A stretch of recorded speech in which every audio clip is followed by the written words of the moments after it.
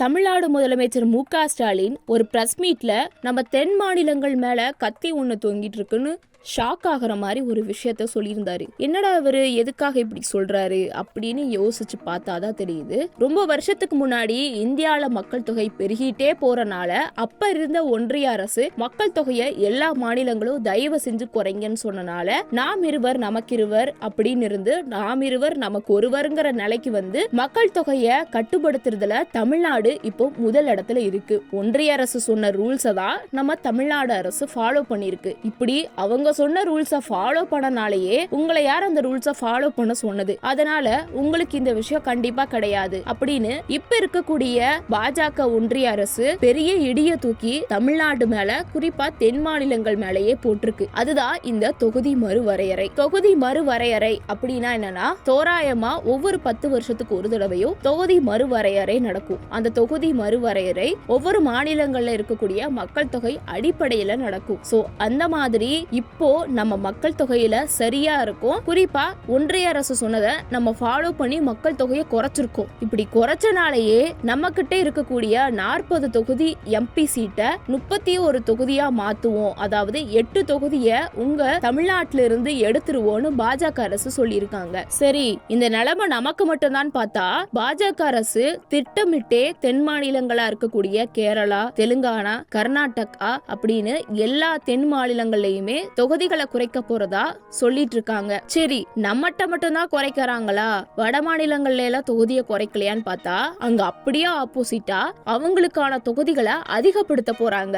தொகுதியை நம்ம கிட்ட இருந்து குறைக்கிறதோ வட மாநிலங்களை அதிகப்படுத்துறதுனாலயோ என்ன யூஸ்? அதனால நம்மளுக்கு என்ன பாதிப்பு வரப்போகுதுன்னு யோசிக்கலாம். சிம்பிளான ஒரு உதாரணம் சொல்றேன். மாநிலங்களவை மக்களவையில ஒரு புதிய சட்டத்தை இப்ப இருக்கக்கூடிய பாஜக அரசு கொண்டு வரும்போது அது ஜனநாயகத்துக்கு எதிரான சட்டமா இருந்துச்சு அப்படின்னா நம்ம கிட்ட அதிகப்படியான எம்பிஸ் இருக்கும்போது நம்மளோட குரல் ஓங்கி ஒலிக்கும். இதே நம்ம கிட்ட கம்மியான எம்பிக்கள் தான் இருக்கிறப்போ நம்மளோட குரல் ஓங்கி ஒலிக்காது. இப்போ ஒரு புதிய சட்டத்தை கொண்டு வராங்க ஒன்றிய அரசு, அத மக்களவையில அறிவிக்கிறாங்க. அறிவிச்சு ஓட்டு கேட்கறாங்க. இந்த சட்டத்தை யார் யாரெல்லாம் ஆதரிக்கிறான்னு. அப்போ ஆதரிக்கக்கூடிய இடத்துல அவங்க ஆட்களே, அதாவது பாஜக அரசு சார்ந்து இருக்கக்கூடிய எம்பிஸே அதிக பேர் இருக்காங்க. அவங்க தான் அதிகமா ஓட் பண்றாங்க. நம்ம கிட்ட கம்மியான எம்பிக்கள் இருக்காங்க, நம்ம கம்மியா தான் ஓட் பண்றோம்னா ஜனநாயகத்துக்கு எதிரா இருக்கக்கூடிய அந்த சட்டம் ஈஸியா இந்தியாக்குள்ள வந்துரும். சோ ஓட்டு போற இடத்துல எண்ணிக்கையில நம்ம ரொம்ப கம்மியா இருக்கிறதுனால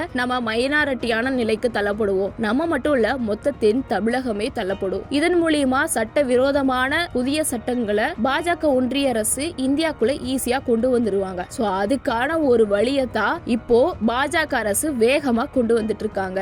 சரி, இது மட்டும் தான் பிரச்சனையான்னு பார்த்தா வேற விதமான பிரச்சனைகளும் இருக்கு. எம்பிகளுக்குன்னு சில சலுகைகள் கிடைக்கும். அந்த சலுகைகளை வச்சு மக்களுக்கு சில நலத்திட்டங்களும் நடக்கும். இப்போ எம்பிக்களோட எண்ணிக்கை கம்மியாகிறப்போ அந்த சலுகைகளும் கட் ஆகுது. இதன் மூலியமா மக்களுக்கு கிடைக்கக்கூடிய சில நலத்திட்டங்களும் கண்டிப்பா பாதிக்கப்படும். இவ்வளவு பிரச்சனைக்குரிய இந்த தொகுதி மறுசீரமைப்புனால வட மாநிலங்கள்ல எத்தனை தொகுதி அதிகமாகுதுன்னு பார்ப்போம், தென் மாநிலங்கள்ல எத்தனை தொகுதி கம்மி ஆகுதுன்னு பார்ப்போம். வட மாநிலத்தை பொறுத்த வரைக்கும் உத்தரப்பிரதேசத்துல இப்ப இருக்கக்கூடிய 80 தொகுதி 91 தொகுதியா மாறும். பீகார்ல 40 தொகுதியா இருக்கிறது 50 தொகுதியா மாறும். ராஜஸ்தான்ல 25 இருக்கிறது 31 மாறும். மத்திய பிரதேசத்துல 29 இருக்கிறது 30 தொகுதியா மாறும். அதே தென் மாநிலம் சைடு வந்தோம்னா தமிழ்நாட்டில் இருக்கக்கூடிய 39 தொகுதி 31 தொகுதியா குறையும். கேரளால 20 தொகுதியா இருக்கிறது 12 தொகுதியா குறையும். கர்நாடகால 28 தொகுதியா இருக்கிறது 26 மாறும். ஆந்திரா தெலுங்கானால